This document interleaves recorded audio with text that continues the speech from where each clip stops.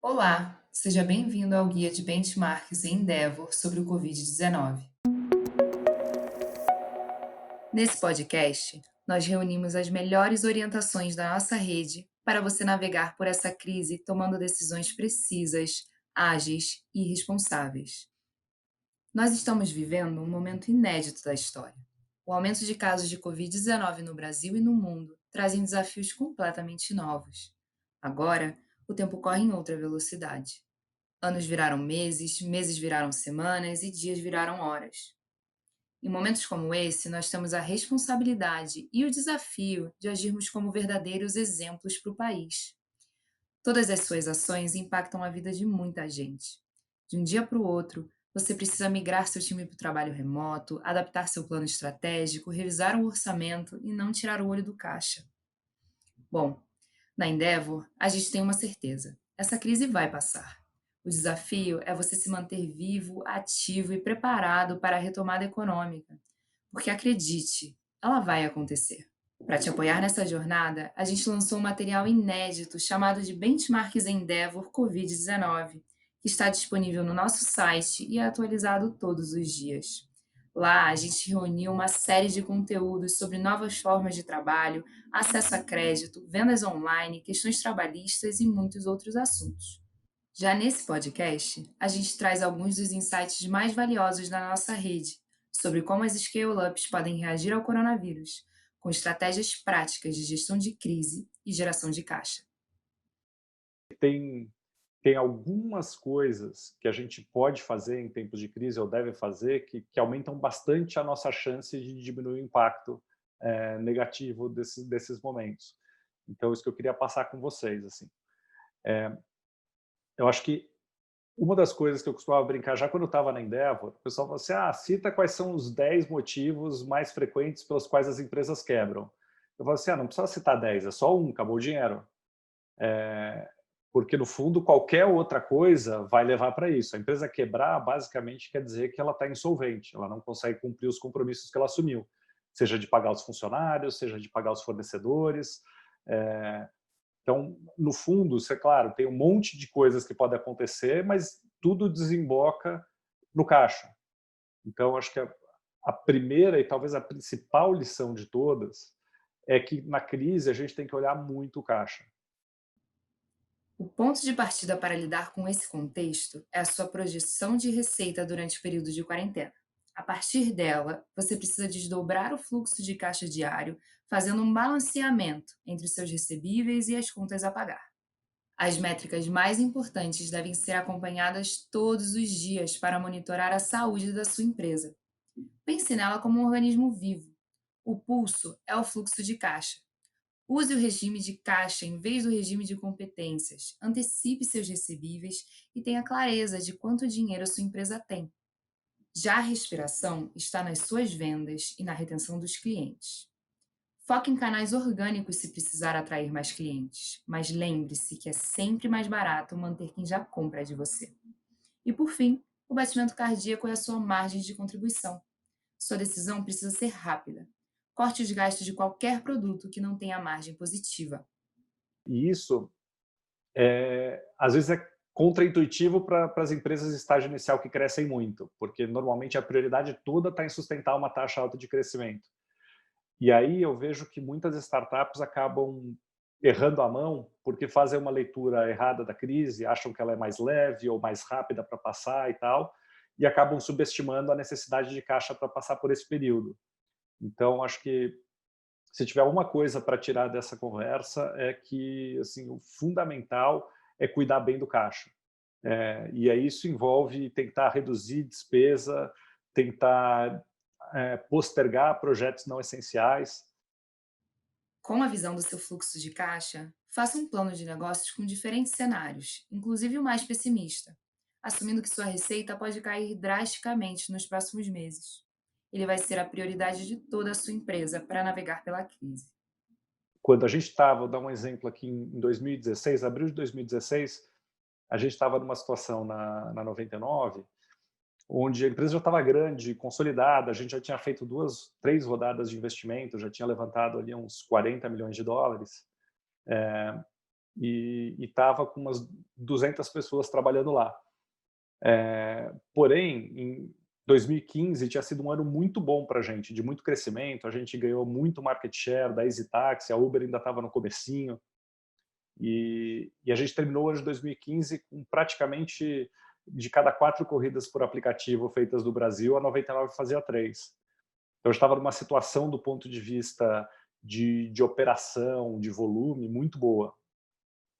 Por outro lado, a gente tinha feito uma rodada ali em julho de 2015 e a gente foi usando esse dinheiro, acho que muito bem, no sentido de conseguir conquistar a liderança no Brasil e tal, terminamos o ano bem, mas a gente gastou a maior parte do dinheiro.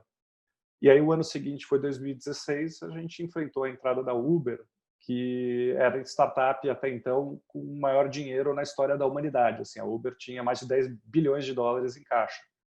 E aí eles resolveram investir mais pesado no Brasil e a gente começou a perder mercado e a nossa rodada seguinte, que era a Série C, foi atrasando. O Brasil estava num momento muito ruim, né? Politicamente, economicamente.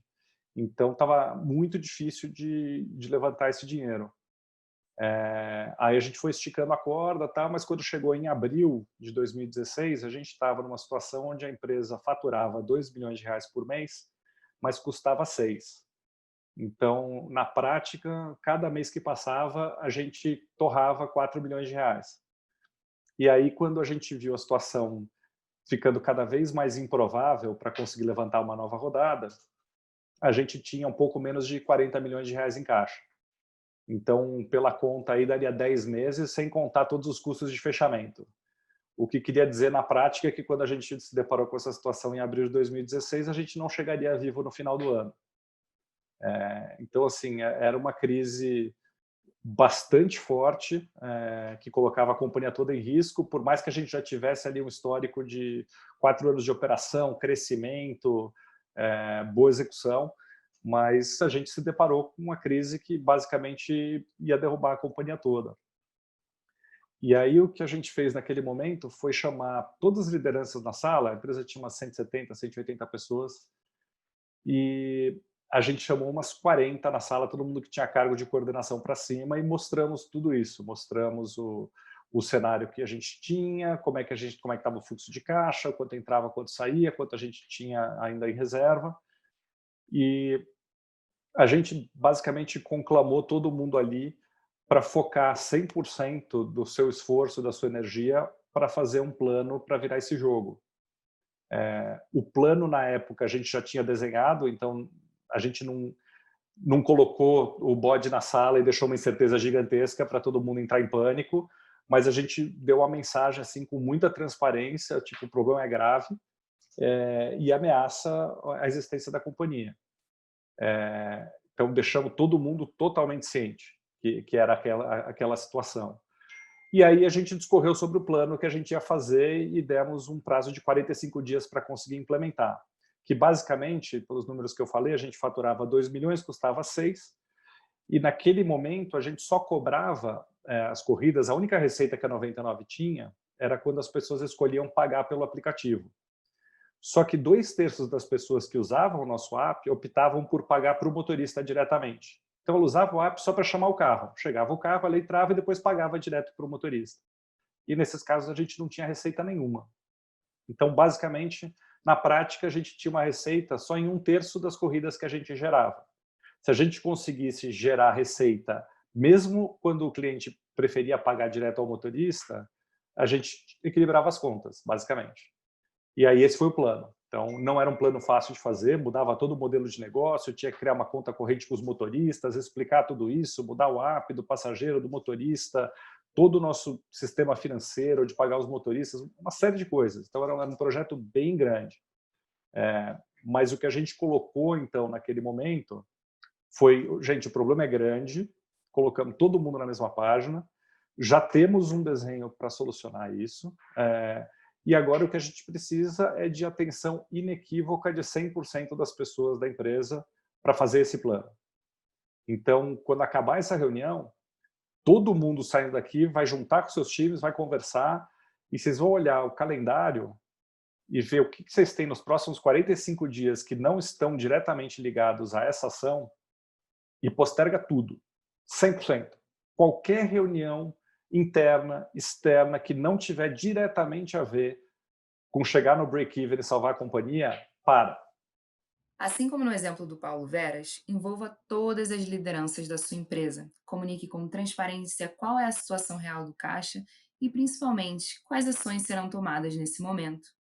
Você precisa identificar 4 ou 5 projetos que serão desdobrados com acompanhamento da diretoria e da gerência toda semana.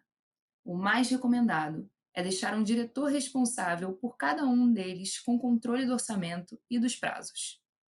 A gente fala muito de como é que você contém o desespero essa queda de moral da equipe, etc. Putz, isso acontecia direto. Só que eu acho que o desespero ele é muito ligado à falta de um plano. Então, tem um lado na crise que é um lado mais emocional e tem um lado que é mais racional. O emocional é aquela porrada de ver o mundo todo evaporando à sua volta, as ações caindo, demissões e tudo mais. Mas aí tem o lado racional de falar assim, pera lá, mas será que a gente tem um plano? Tem algum caminho? E isso é importante passar para as pessoas também. Então não dá para passar só a mensagem do problema e do tamanho da gravidade, mas também tem que construir um plano crível, executável, para chegar no final, ver a luz no fim do túnel. E aí trazer as pessoas para esse plano. Então acho que a liderança tem muito a ver com isso. Assim. É estar mais presente do que nunca, junto com as equipes, dando apoio, ajudando nas discussões, tentando transformar essa energia toda que acontece nessas horas para um lado mais construtivo e menos destrutivo do desespero e tal. Então, putz, o que dá para a gente fazer? Como é que a gente aqui vai conseguir trabalhar para sair dessa situação? Então, o papel nosso como empreendedor, ele é muito testado nessas horas. Esse é o momento de deixar um recado importante para toda a empresa. As prioridades mudaram e todo mundo tem que caminhar na mesma direção. É importante que você garanta essa transparência com todas as lideranças da sua equipe, mas também que elas transmitam essa mesma mensagem para cada uma das áreas. A empresa inteira tem que assumir um novo modelo de trabalho. Esse senso de urgência não pode ser só do empreendedor, né? Ele tem que ser de todo mundo tem que estar na mesma página, de quão grave é o problema, quão crítica está a situação e quão rápido precisa virar o jogo. Então, eu lembro que mesmo na 99 ainda ficava várias pessoas, putz, mas espera lá, a gente vai zerar o budget de marketing? A gente gastava ali uns 2, 3 milhões de reais por mês em marketing. A gente vai zerar de um dia para o outro? A gente vai zerar de um dia para o outro. Se puder, vamos fazer. Então, acho que as pessoas têm uma tendência que é muito do comportamento do ser humano, que é de manter o curso. Ah, tá, entendi que tem um problema e tal. Mas na hora que ele vai querer traduzir aquilo para a atividade dele, para a equipe dele, ele acaba diminuindo um pouco. E não dá. Então tem que conseguir passar e cobrar esse mesmo senso de urgência e tomada de decisão em todos os níveis da empresa. Nesse momento, as suas decisões precisam ser ágeis. Não dá tempo de subestimar o tamanho da crise. Se você demora uma semana para tomar uma decisão de redução de custos, isso pode significar uma semana menos de vida para a sua empresa. Se o problema cresce exponencialmente, cada semana que eu adio, não é que ele aumenta 5% ou 10%, ele pode dobrar de tamanho. Parte desse processo de reestruturação financeira também envolve cortes de custo. Para fazer isso, olhe para sua cadeia de valor e identifique o que é essencial para a sua operação não parar. Comece cortando despesas administrativas, como viagens, ferramentas e cartões corporativos. Se você tiver uma linha de novos produtos que ainda não dá receita, corte e foque no seu core business. E não fica com medo de renegociar o pagamento com os seus fornecedores. O momento pede muito diálogo e empatia, então não fuja dessas conversas. Por ser uma crise de escala global, todo mundo tem o mesmo objetivo: criar condições mínimas de sobrevivência para uma retomada econômica depois da crise.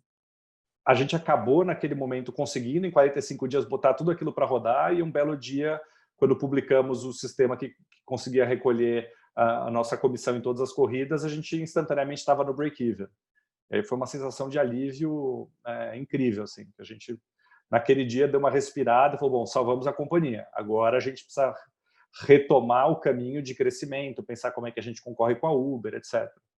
Mas eu acho que uma coisa que a gente fez bem naquele momento foi virar a chave de todo mundo, de um modo de crescimento, de tudo indo bem, para um modo de sobrevivência com foco total em resolver a crise. Uma característica muito particular da crise que vivemos é que ninguém tem certeza de quanto tempo ela pode durar. Só o desenvolvimento da vacina vai determinar por quanto tempo viveremos nesse modo de incerteza. Por isso, para muitas scale-ups, o modo de crescimento se transformou em modo de sobrevivência. Para que elas retomem o crescimento e continuem sendo decisivas para o nosso país, precisamos esticar o máximo possível seu caixa, até o momento de retomada econômica. No final, a gente conseguiu fazer isso, contornou a crise e depois voltou para um modo de crescimento. E eu lembro que durante esse período, alguns investidores falavam assim, não, você tem que continuar acelerando e tal, porque se você não fizer isso, aí você não vai conseguir levantar uma rodada depois. E aí eu falei assim, putz, gente, mas se eu quebrar no meio do caminho, eu certamente não vou conseguir levantar uma rodada depois. E eu acho que essa sanidade mental, ela tem que vir do empreendedor. Porque, principalmente para quem levantou venture capital, nessas horas, nesses momentos de estresse, os incentivos eles são muito desalinhados. Porque o fundo de venture capital ele monta um portfólio. E para ele, o melhor retorno vai acontecer se todas as empresas do portfólio correrem ao máximo de risco. E aí algumas vão dar muito certo e várias outras vão quebrar. E esse é o cenário onde o fundo dá o maior retorno para os seus investidores. Mas para quem é empreendedor, não funciona assim, né? Porque normalmente o portfólio do empreendedor é só a sua empresa. E o patrimônio dele são as ações que ele tem na empresa, a reputação dele é a empresa, ele moveu céus e mares para conseguir fazer aquilo funcionar, trouxe um monte de gente para dentro. Então, o empreendedor, em geral, ele está 100% ou muito perto disso, concentrado no negócio que ele tem. Então, se tem alguém nessa hora que tem que ter bom senso e ser mais conservador, tem que ser o empreendedor. É o empreendedor que vai ter que dosar o momento e a intensidade de pisar no freio em função do seu cenário. Então, acho que essa é uma responsabilidade que é dura, que é difícil, mas que é nossa, não tem como escapar dela. Esse podcast está sendo gravado em abril de 2020, quando o nível de incerteza sobre o futuro ainda é muito alto. Mas a pergunta que fazemos desse ponto em que estamos é: como nós vamos sair do outro lado? O que vai emergir na nossa sociedade, na nossa economia e em nosso ecossistema empreendedor? Eu acho que é fundamental nessa fase a liderança. Eu acho que o empreendedor vai sofrer muito, e em geral sofre mesmo, porque a vida de empreendedor, né? A gente acaba remoendo as ideias enquanto está dormindo, acorda pensando como é que vai conseguir sair dessa situação, mas a liderança nesses pontos é fundamental, porque a gente tem que dar o exemplo. Então, dar o exemplo não quer dizer fingir que está tudo bem. Acho que dar o exemplo quer dizer ter transparência, passar a gravidade da situação para as pessoas, mas, ao mesmo tempo, passar que existe um plano, convencer as pessoas a embarcarem nesse plano e estar lá no dia a dia liderando pelo exemplo. 2020 é justamente o ano que a Endeavor faz 20 anos no Brasil. E talvez em 20 anos de história, nosso trabalho nunca foi tão necessário para os nossos empreendedores e para o nosso país. Estamos todos, neste momento, em toda parte do mundo, em um túnel com pouca luz, sem saber o que nos espera ali na frente, com a repercussão econômica dessa crise. Nós precisamos, por isso, de coragem, para dar um passo depois do outro.